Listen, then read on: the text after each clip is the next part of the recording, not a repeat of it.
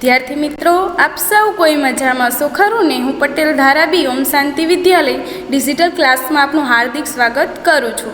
धोरण 8 विषय विज्ञान आजनो आपणो विषयांक छे प्राणियों में प्रजनन, चेप्टर नंबर 9। तो विद्यार्थी मित्रों, आ चेप्टर में आपणे प्राणियों में प्रजनन विषयनी वात करवाना छीए। तमे पाचन, परिवहन तेमज श्वसन प्रक्रियाओं विषे अगाउना धोरण में अभ्यास कर्यो छे कि विद्यार्थी मित्रों, आपणे धोरण 7 में के आपणे पाचन, परिवहन तेमज श्वसन प्रक्रियाओं विषे अभ्यास कर्यो हतो। शुं तमने तेना विषे याद छे? तो आ प्रक्रियाओं प्रत्येक सजीवों माटे तेओना अस्तित्व माटे आवश्यक छे कि विद्यार्थी मित्रों, दरेक सजीव छे तो एने पाचन, परिवहन तेमज श्वसन दरेक प्रक्रियाओं करे छे अने तेना माटे आवश्यक पण छे। तमे वनस्पतिओमां प्रजनन विषे अगाऊ अभ्यास करी चूक्या छो। प्रजनन जातिओनुं सातत्य जाळवी राखवा माटे आवश्यक छे। कल्पना करो कि सजीवोना प्रजनन न करे तो शुं थाय? तमे ए वातने मानशो कि प्रजनननुं सजीवोमां एक विशेष महत्व छे, कारण के ते एक जेवा सजीवोमांथी पेढ़ी दर पेढ़ी निरंतरता बनावी राखवानुं सुनिश्चित करे छे कि प्रजनननी क्रिया एटले के एक सजीवमांथी बीजो सजीव तैयार करवो, तेवी क्रियाने आपणे प्रजनननी प्रक्रिया कहीए छीए।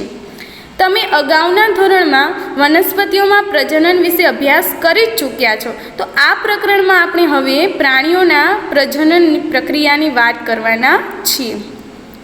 9.1 प्रजननना प्रकारो।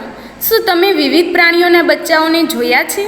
કેટલાક પ્રાણીઓના બચ્ચાઓના નામ કોષ્ટક 9.1 માં લખવાનો પ્રયત્ન કરો, જેમ કે ક્રમ સંખ્યા 1 અને 5 માં ઉદાહરણ આપીને દર્શાવેલ છે કે વિદ્યાર્થી મિત્રો આપણે જોઈએ કે કોષ્ટક 9.1 આપ્યું છે, એમાં ક્રમ 1 અને 5 માં તમને જણાવેલું છે કે મનુષ્યના બચ્ચાને આપણે શિશુ તરીકે ઓળખીએ છીએ અને 5મા ક્રમમાં તમને મરઘી આપ્યું છે, તો મરઘીનું બચ્ચું અથવા તો પીલું પણ કહી શકીએ છીએ। હવે તમને બિલાડી આપ્યું છે, તો બિલાડીના બચ્ચાને આપણે મીંદડું કહી શકીએ। કૂતરું છે તો તેના બચ્ચાને આપણે ગલોડિયું કહીએ।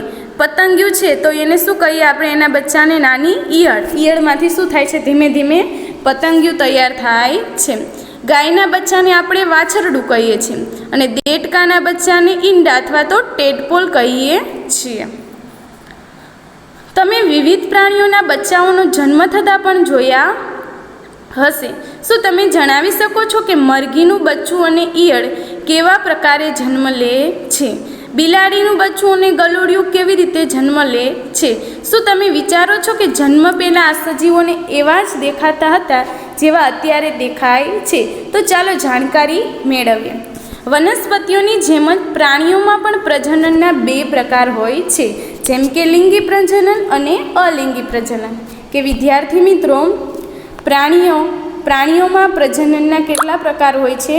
2 પ્રકાર હોય છે, એક લિંગી પ્રજનન અને બીજું શું હોય છે? અલિંગી પ્રજનન। તો હવે આપણે લિંગી પ્રજનન વિશેની વાત કરવાના છીએ। ધોરણ 7માં તમે વનસ્પતિઓમાં પ્રજનન વિશે અભ્યાસ કર્યો છે કે એમાં આપણે જોયું તો સ્ત્રી કેસર અને પુંકેસર એવા ભાગો હતો અને એમાં ભાગો પડતા હતા। તમે યાદ કરવાનો પ્રયત્ન કરો। તમને યાદ હશે કે લિંગી પ્રજનન કરતી વનસ્પતિઓમાં નર અને માદા પ્રજનન ભાગો આવેલા હોય છે, એટલે કે આપણે સ્ત્રી કેસર ને પુંકેસર કહેતા હતા, બરાબર? એટલે કે જેને નર અને માદા પ્રજનન ભાગો પણ કહેવાય। શું તમે આ ભાગોના નામ જણાવી શકો છો? તો પ્રાણીઓમાં પણ નર અને માદામાં વિવિધ પ્રજનન ભાગો અથવા અંગો હોય છે। વનસ્પતિઓની જેમ જ પ્રાણીઓ પણ નર તેમજ માદા જન્યુ બનાવે છે, બરાબર? જેના જોડાણથી યુગ્મનજ બને છે। વિદ્યાર્થી મિત્રો, અહીંયા તમને એક વ્યાખ્યા પૂછાઈ શકે કે યુગ્મનજ એટલે શું? તો લખી શકો કે નર તેમજ માદા જન્યુને શું કહેવાય? માદા જન્યુના જોડાણને યુગ્મનજ કહે છે। આ યુગ્મનજથી શું થાય છે? એક નવો સજીવ બને છે, તો આ પ્રકારનું પ્રજનન કે જેમાં નર અને માદા જન્યુનું જોડાણ થતું હોય છે તેને લિંગી પ્રજનન કહે છે. કે વિદ્યાર્થી મિત્રો, યુગ્મનજ એટલે શું? તો કે નરજન્યુ અને માદા જન્યુના જોડાણથી શું બને છે? યુગ્મનજ બને છે. અને વિકાસ થતાં એમાંથી એક કેવો સજીવ બને છે? નવો જ સજીવ બને છે. તો આવા પ્રકારના જોડાણને લિંગી પ્રજનન કહેવામાં આવે છે. તો ચાલો મનુષ્યમાં પ્રજનનના ભાગોનો ખ્યાલ મેળવીએ તથા પ્રજનન પ્રક્રિયાઓનો અભ્યાસ કરીએ. પ્રજનન અંગો. નર પ્રજનન અંગોમાં એક જોડ શુક્રપિંડ, બે શુક્રવાહિની અને એક શિશ્ન આવેલું હોય છે. કે વિદ્યાર્થી મિત્રો, નર પ્રજનનના અંગોમાં શું આવેલું હોય છે? કે એક જોડ શુક્રપિંડ હોય છે, બે શુક્રવાહિની હોય છે અને એક શિશ્ન આવેલું હોય છે. જે તમે આકૃતિ 9.1 જોઈ શકો છો કે શુક્રપિંડ બતાવેલું છે, શિશ્ન અને શુક્રવાહિની બતાવેલ છે. શુક્રપિંડ નર જનન કોષો ઉત્પન્ન કરે છે. કે વિદ્યાર્થી મિત્રો, શુક્રપિંડ છે તો એ શું કરે છે? શુક્રકોષ ઉત્પન્ન કરે છે. શુક્રપિંડ લાખોની સંખ્યામાં શુક્રકોષો ઉત્પન્ન કરે છે. તો આ એક લીટી યાદ રાખજો કે શુક્રપિંડ છે એ શું કરે છે? શુક્રકોષો ઉત્પન્ન કરે છે. આકૃતિ 9.2 શુક્રકોષોની રચના દર્શાવેલામાં આવેલ છે. શુક્રકોષો અત્યંત સૂક્ષ્મ હોય છે. તે પ્રત્યેક એક શીર્ષના મધ્ય ભાગ અને એક પૂંછડી હોય છે. શું શુક્રકોષ એક કોષ જેવા દેખાય છે? કે વાસ્તવમાં પ્રત્યેક શુક્રકોષમાં કોષના સામાન્ય ઘટકો જોવા મળે છે. કે વિદ્યાર્થી મિત્રો, તમને જો આકૃતિ 9.2 માનવ શુક્રકોષો આપેલા છે કે એક પૂંછડીવાળો ભાગ છે, મધ્ય ભાગ છે અને શિશ્ન છે. તો તમારે એટલું યાદ રાખવાનું છે કે શુક્રપિંડ છે એ લાખોની સંખ્યામાં શુક્રકોષો ઉત્પન્ન કરે છે. હવે માદા પ્રજનન અંગ વિશે જોઈએ કે માદા પ્રજનન અંગોમાં એક જોડ અંડપિંડ, અંડવાહિની અને ગર્ભાશય આવેલ હોય છે. વિદ્યાર્થી મિત્રો, કે આપણે નર પ્રજનન અંગો જોયા હતા તો એમાં શું હતું? શુક્રપિંડ, શુક્રવાહિની અને બીજું શું હતું? શિશ્ન. બરાબર. હવે આમાં જોઈએ તો માદા પ્રજનન અંગોમાં જોઈએ તો એક જોડ અંડપિંડ આવેલી હોય છે, અંડવાહિની અને ગર્ભાશય આવેલ હોય છે. તો જો એમાં તમને આકૃતિ આપી છે 9.3 મનુષ્યમાં માદા પ્રજનન અંગ. તો તમને અંડપિંડ આવેલું છે, ગર્ભાશય કોને કહેવાય ને? અંડવાહિની. તે આકૃતિમાં તમે જુઓ, સરળતાથી દેખાય છે. હવે અંડપિંડ માદા જન્યુ ઉત્પન્ન કરે છે જેને અંડકોષ કહે છે. કે વિદ્યાર્થી મિત્રો, આપણે જોયું હતું કે નરમાં તો કે શું કરતા હતા? શુક્રપિંડોમાંથી શું ઉત્પન્ન થતું હતું? શુક્રકોષ ઉત્પન્ન થતા હતા. તેમ અંડપિંડમાંથી પણ શું ઉત્પન્ન થાય છે? અંડકોષ ઉત્પન્ન થાય છે. મનુષ્યમાં માદામાં પ્રતિ માસ બંને અંડપિંડોમાંથી કોઈ પણ એક અંડપિંડમાંથી એક વિકસિત અંડકોષ અંડવાહિનીમાં મુક્ત થાય છે. ગર્ભાશય એ ભાગ છે કે જેમાં શિશુનો વિકાસ થાય છે. કે તમને પૂછે માદાના કયા અંગમાં શિશુનો વિકાસ થાય છે તો તમે કહી શકો ગર્ભાશયમાં થાય છે. શુક્રકોષની જેમ જ અંડકોષો પણ એક જ કોષ જ છે. બરાબર, એક કોષ હોય છે એમાં. હવે બુજો કે છે કે બુજોને યાદ છે કે વિભિન્ન પ્રાણીઓમાં અંડકોષનું કદ અલગ અલગ હોય છે. અંડકોષ અતિ સૂક્ષ્મ હોઈ શકે છે. દાખલા તરીકે મનુષ્યમાં અથવા ખૂબ જ મોટા પણ હોઈ શકે છે. દાખલા તરીકે મરઘીમાં તેમાં શાહમૃગનો અંડકોષ સૌથી મોટો હોય છે. કે આપણે આગળના ચેપ્ટરમાં જોઈ ગયા. બરાબર, કોષ વિશે.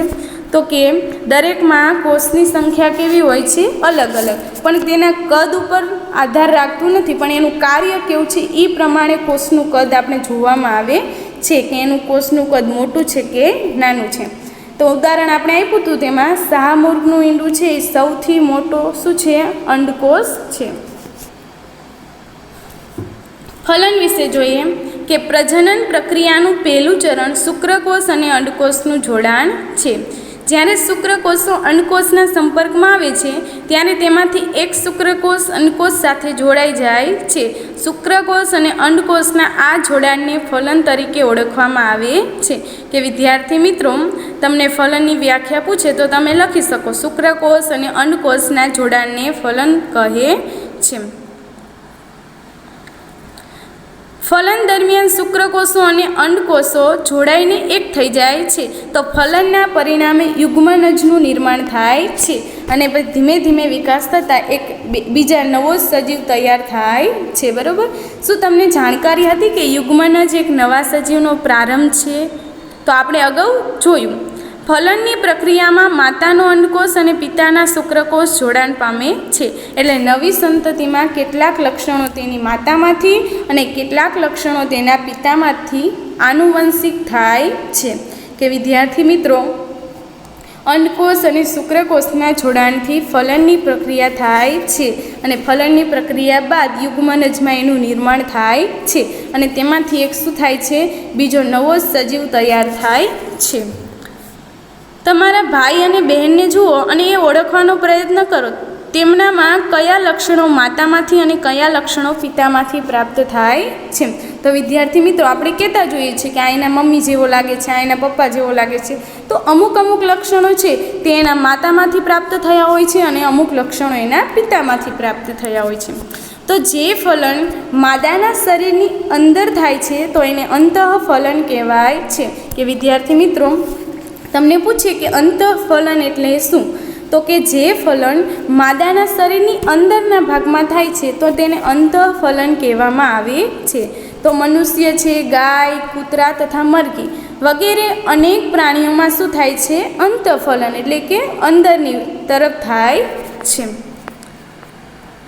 તમને જાણીને આશ્ચર્ય થશે કે અનેક પ્રાણીઓમાં ફલનની ક્રિયા માદા પ્રાણીના શરીરની બહારે થાય છે. તો આવા પ્રાણીઓમાં ફલન પાણીમાં થાય છે. તો ચાલો જાણીએ કે આ ક્રિયા કેવી રીતે સંપન્ન થતી હશે. કે વિદ્યાર્થી મિત્રો, ઘણા બધા પ્રાણીઓ એવા છે કે એની ફલનની ક્રિયા છે માદા પ્રાણીના શરીરની અંદરની બાજુ નહીં પણ બહાર થતી હોય છે. તો આવા પ્રાણીઓમાં ફલનની પ્રક્રિયા કેમાં થતી હોય છે? પાણીમાં થતી હોય છે. વસંત અથવા ચોમાસાની ઋતુમાં કોઈ તળાવ અથવા વહેતા ઝરણાની મુલાકાત કરો. પાણીમાં તરતા દેડકાના ઈંડાઓને શોધો. ઈંડાઓનો રંગ તથા કદ નોંધો. કે જ્યારે દેડકા પહેલાં શું થાય છે? શેમાં વિકાસ થાય છે? ઈંડાનો. અને ધીમે ધીમે એ અવસ્થા પ્રાપ્ત કરતાં એનો દેડકામાં વિકાસ થાય છે. વસંત અથવા ચોમાસાની ઋતુમાં દેડકાઓ તથા ટોડ તળાવ જો દેડકાઓ તથા શું કહેવાય? દેડકાઓનું બીજું નામ ટેડપોલ પણ કહી શકીએ છીએ. તળાવ અથવા ધીમેથી વહેતા ઝરણા પાસે જાય છે. કે ચોમાસાની ઋતુમાં દેડકાઓ છે તળાવ પાસે અથવા તો વહેતા ઝરણા પાસે જાય છે અને માદા જેવા અંડકોષ મુક્ત કરે છે. તરત જ નર તેની ઉપર શુક્રકોષોનો ત્યાગ કરે છે. કે શું થાય છે? અંડકોષ અને શુક્રકોષોનું જોડાણ થાય છે. પ્રત્યેક શુક્રકોષ તેની લાંબી પૂંછડીની મદદથી પાણીમાં આમ તેમ તર્યા કરે છે અને શુક્રકોષો અંડકોષોના સંપર્કમાં આવે છે અને પરિણામે ફલન થાય છે. તો આવા પ્રકારનું ફલન કે જેમાં નર અને માદા પ્રજનન કોષોનું જોડાણ માદા શરીરની બહાર થતું હોય તો તેને બાહ્ય ફલન કહે છે અને અંદરની બાજુ થતું હોય તો એને શું કહેવાય? અંતઃફલન. અને માદા પ્રજનન તેમજ નર પ્રજનન કોષોનું જોડાણ થઈને માદા શરીરની બહાર થતું હોય તો એને આપણે બાહ્ય ફલન કહીએ છીએ. તો આવું ફલન કોનામાં જોવા મળે? તો કે માછલીઓ, સ્ટારફિશ જેવા જલીય પ્રાણીઓમાં જોવા મળે છે. તે બાહ્ય ફલન દર્શાવે છે. હવે બુજો કે છે કે માછલી અને દેડકો એકસાથે અસંખ્ય ઈંડા કેમ મૂકે છે જ્યારે મરઘી એકસાથે એક જ ઈંડું આપે છે? તો જોઈએ કે પહેલી કહે છે કે આ પ્રાણીઓ સેકન્ડો અંડકોષ મૂકે અને લાખો શુક્રકોષ મુક્ત કરે છે. તેમાંથી બધા અંડકોષો ફલન પામીને નવા સજીવનું નિર્માણ નથી કરી શકતા. એનું કારણ છે કે અંડકોષ તેમજ શુક્રકોષો સતત પાણીની ગતિ, વાયુ તેમજ વરસાદની અસરથી પ્રભાવિત થતા રહેતા હોય છે. અને તળાવમાં બીજા એવા પણ પ્રાણીઓ હોય છે કે જે આ ઈંડાઓનું ભોજન કરતા હોય છે. એટલે શું કરે છે કે અંડકોષો અને શુક્રકોષો છે એમાં બધાનું ફલન થતું હોતું નથી. આથી જ અંડકોષ અને શુક્રકોષોનું મોટી સંખ્યામાં ઉત્પન્ન થવું આવશ્યક છે, જેથી તેમાંથી કેટલાકનું ફલન શક્ય બની શકે અને કેટલાનું નથી બની શકતું. હવે જોઈએ ભ્રૂણનો વિકાસ. ભ્રૂણ એટલે કે નાના બાળકનો વિકાસ.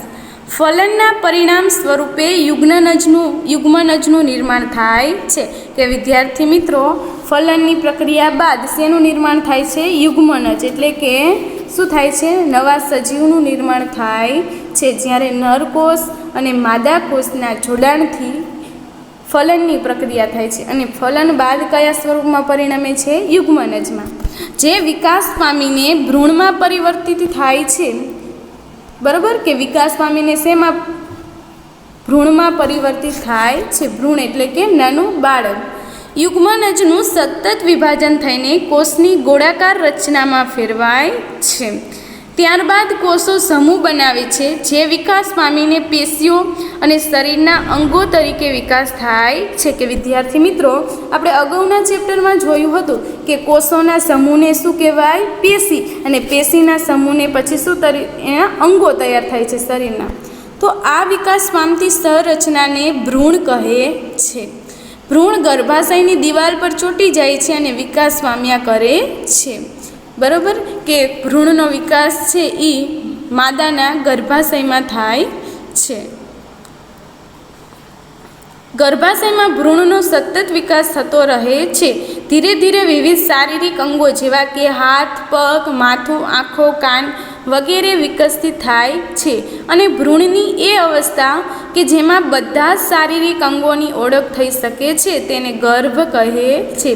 જ્યારે ગર્ભનો વિકાસ પૂર્ણ થઈ જાય છે ત્યારે માતા નવજાત શિશુને જન્મ આપે છે. મરઘીમાં પણ કેવું ફલન થાય છે? અંતઃફલન થાય છે. તો શું મરઘી મનુષ્ય અને ગાયની જેમ બચ્ચાને જન્મ આપે છે?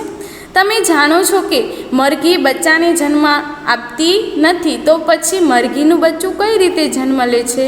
તો ચાલો જાણકારી મેળવીએ. ફલન પછી તરત જ યુગ્મનજ સતત વિભાજન પામ્યા કરે છે. અંડવાહિનીમાં નીચેની તરફ ખસતો રહે છે. તેનું નીચેની તરફ ખસવાથી સાથે સાથે તેની આજુબાજુ સુરક્ષિત પડ બનતું જાય છે. અને મરઘીના ઈંડા પર જોવા મળતું કઠણ કવચ પણ આવું જ એક સુરક્ષિત પડ છે.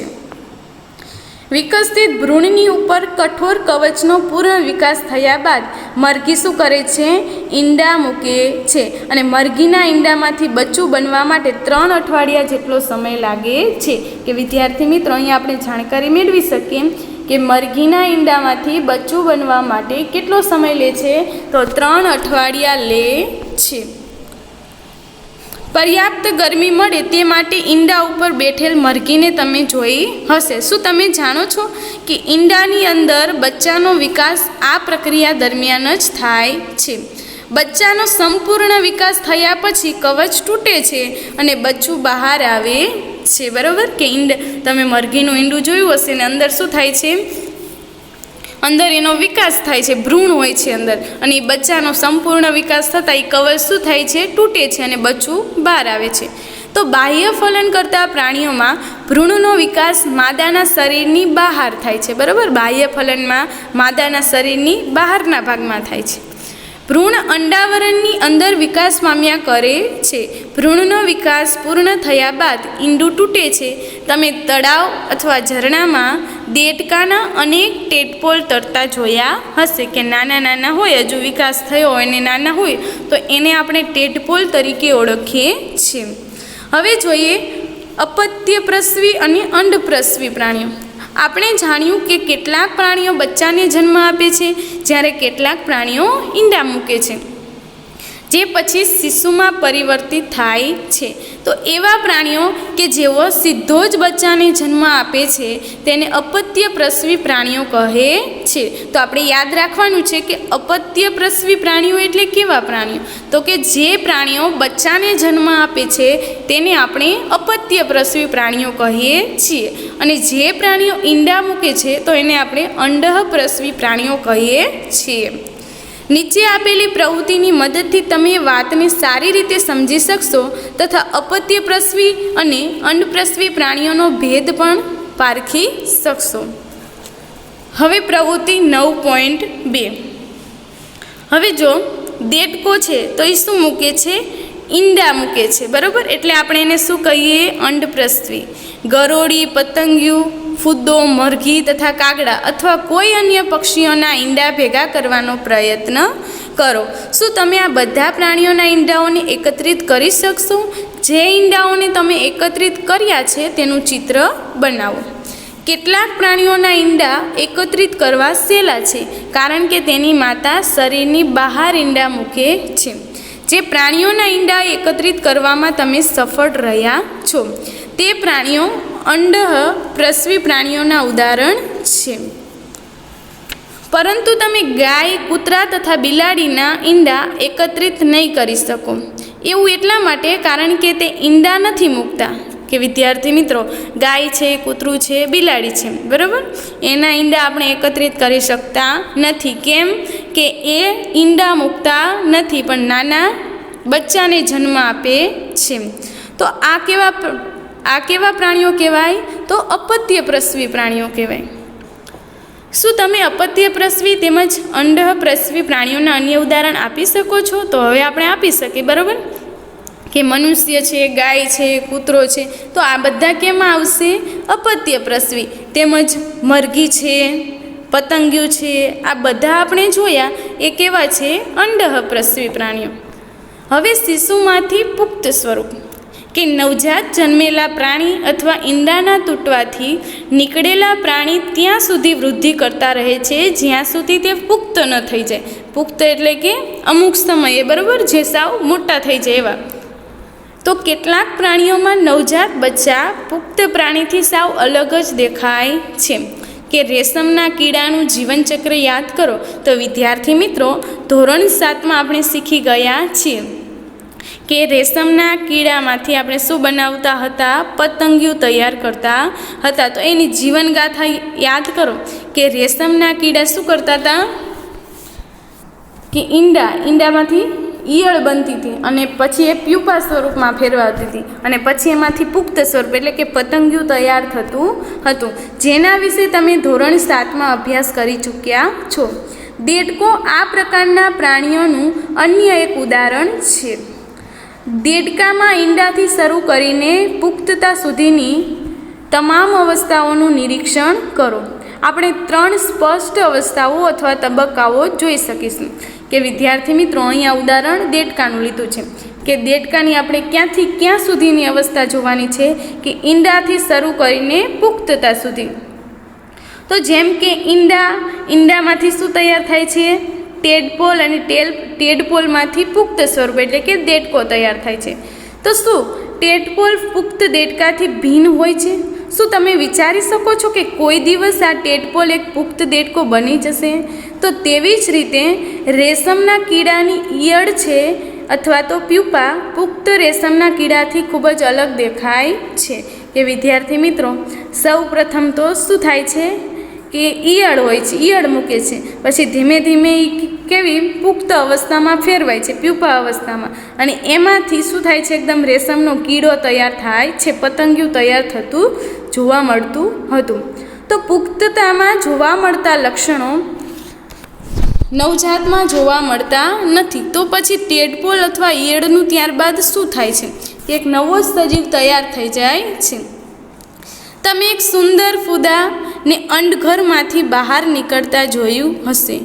ટેડપોલ રૂપાંતર પામીને પુખ્ત દેડકામાં ફેરવાઈ જાય છે. જો વિદ્યાર્થી મિત્રો, કે જ્યારે પહેલાં તો શું કરે છે? નાના નાના ઈંડા મૂકે છે. ઈંડામાંથી ધીમે ધીમે વિકાસ થતાં કેમાં ફેરવાય છે? ટેડપોલમાં ફેરવાય છે. અને ટેડપોલમાંથી રૂપાંતર થતાં શું થાય છે? પુખ્ત દેડકામાં ફેરવાઈ જાય છે. પછી જે કૂદી શકે છે અને તરી પણ શકે છે દેડકો, બરાબર, કે જમીન પર રહી શકે છે અને પાણીમાં પણ રહી શકે છે.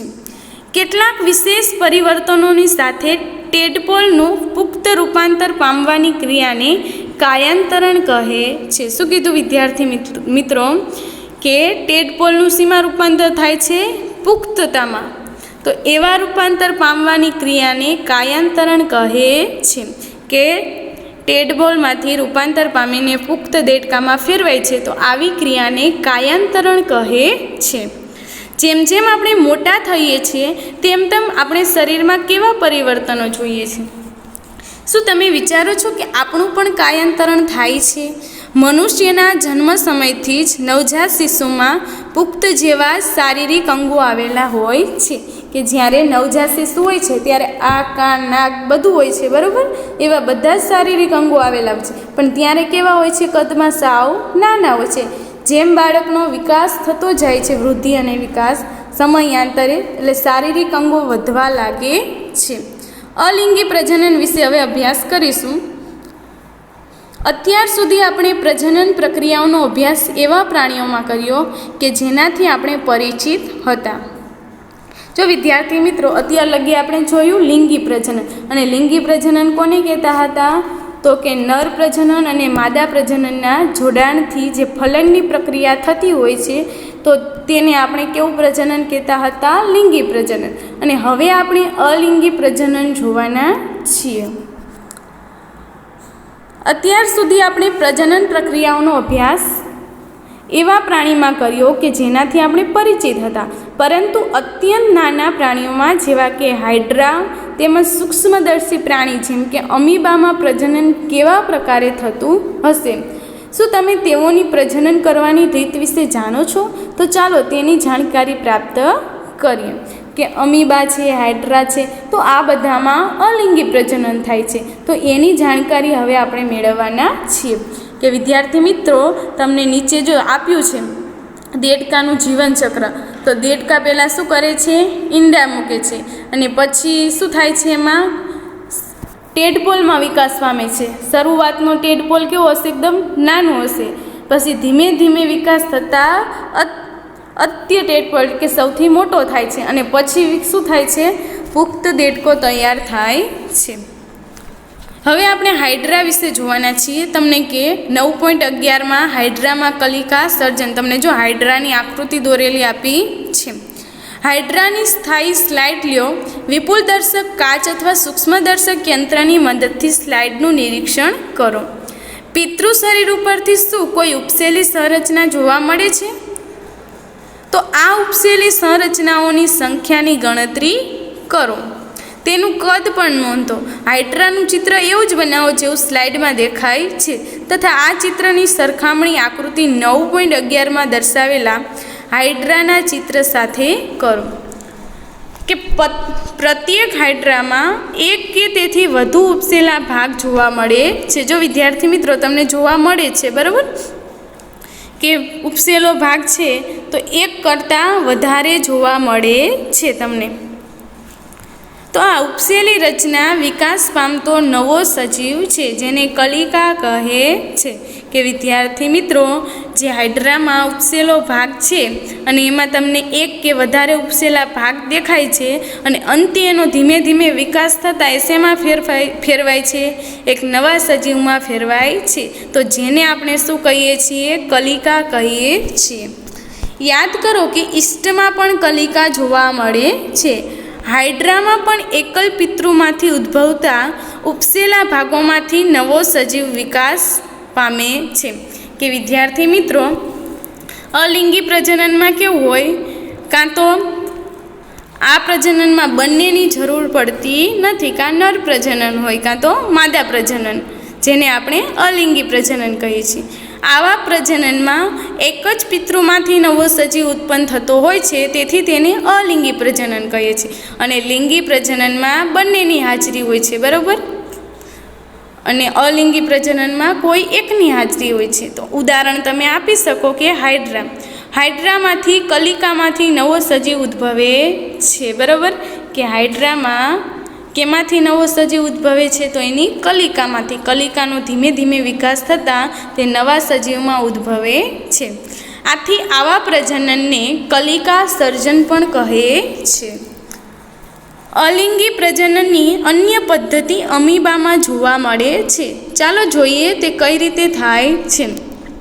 કે વિદ્યાર્થી મિત્રો, અગાઉના ચેપ્ટરમાં આપણે જોઈ ગયા કે અમીબા છે એ એક જ કોષ ધરાવે છે. તમે અમીબાની રચના વિશે અભ્યાસ કરી ચૂક્યા છો. યાદ કરો ચલો, કે અમીબા છે અનિયમિત આકારના હોય છે. એનો આકાર રહ્યો એ જળવાયેલો રહેતો નથી. અમીબા એક કોષી સજીવ છે. કેમ અમીબા એક કોષી સજીવ છે? કે અમીબા છે એક જ કોષ ધરાવે છે, તેથી તેને એક કોષી સજીવ કહ્યું. તેમાં કોષ કેન્દ્રના બે ભાગોમાં વિભાજનથી પ્રજનન ક્રિયાની શરૂઆત થાય છે. ત્યારબાદ કોષ પણ બે ભાગોમાં વિભાજિત થાય છે, જેના પ્રત્યેક ભાગમાં કોષ કેન્દ્ર હોય છે. વિદ્યાર્થી મિત્રો, તમને અહીંયા આકૃતિ આપેલી છે, બરાબર? જો 9.12માં કે એમાં શું કીધું આપણને કે તેમાં કોષ કેન્દ્રના બે ભાગોમાં વિભાજનથી પ્રજનનની ક્રિયા શરૂઆત થાય છે. કે જો વિદ્યાર્થી મિત્રો, જ્યારે અમીબાનું અંદરનો ભાગ જો અંદર શું આવેલું છે? કોષ કેન્દ્ર છે. તો એ કોષ કેન્દ્રનો ધીમે ધીમે બે ભાગમાં કે એના બે કોષોમાં વિભાજન થાય છે. ત્યારબાદ કોષ બે ભાગોમાં વિભાજિત થઈ જાય છે. તેના પ્રત્યેક ભાગમાં શું હોય છે? કોષ કેન્દ્ર જોવા મળે છે. અને પરિણામ સ્વરૂપે એક પિતૃમાંથી બે અમીબા મળે છે. કે એકમાંથી કેટલા બને છે? નીચે બે અમીબા તૈયાર થાય છે. તો આવા પ્રકારના અલિંગી પ્રજનન કે જેમાં સજીવ વિભાજિત થઈને બે સંતતિ ઉત્પન્ન કરે છે, તેને દ્વિભાજન કહે છે. તો તમને પૂછે કે નીચેનામાંથી દ્વિભાજન પ્રક્રિયા શેમાં થાય છે? તો તમને નીચે આપ્યું હોય અમીબા છે, તો એમાં તમે લખી શકો કે અમીબા છે એ દ્વિભાજનની પ્રક્રિયા કરે છે. અને એક કોષમાંથી શું થાય છે? બે કોષ તૈયાર થાય છે. અને ધીમે ધીમે એનું વિભાજન થતાં બે અમીબા તૈયાર થાય છે. કલિકા સર્જન તેમજ દ્વિભાજન સિવાય કેટલાક અન્ય પ્રકારો છે જેની મદદથી એક જ પિતૃમાંથી સંતતિ પેદા થાય છે. બરાબર? કે કલિકા સર્જન અને જે અમીબા જોયું આપણે દ્વિભાજનની પ્રક્રિયા, એમાં એક જ પિતૃમાંથી આપણે નવો સજીવ ઉત્પન્ન કરી શકીએ છીએ. તો વિદ્યાર્થી મિત્રો, તેના વિશે તમે હવે પછીના ધોરણમાં અભ્યાસ કરશો. તો વિદ્યાર્થી મિત્રો, અહીંયા આપણું ચેપ્ટર રહ્યું એ પૂરું થાય છે.